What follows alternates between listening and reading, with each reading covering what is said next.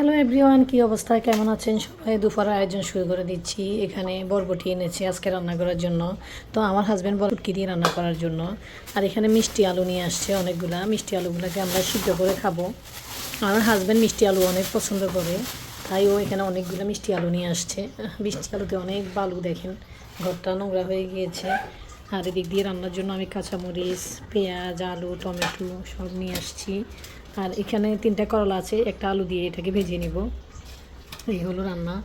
আর নাগামরিচ দেখেন, আমার নাগামরিচ, আমি নাগামরিচের মধ্যে মানে নাগামরিচ দিয়ে ভর্তা করে তরকারি রান্না করে খেতে আমার অনেক ভালো লাগে। এই জন্য আমার হাজব্যান্ড 250 গ্রামের মতো নাগামরিচ নিয়ে আসছে।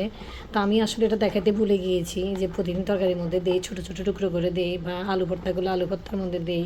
তরকারি রান্না করলে তরকারির মধ্যে একটা কেটে দিলে তরকারি স্বাদ আরও দ্বিগুণ বেড়ে যায়। তো যার জন্য আজকে আমি পাঙাশ মাছ রান্না করব।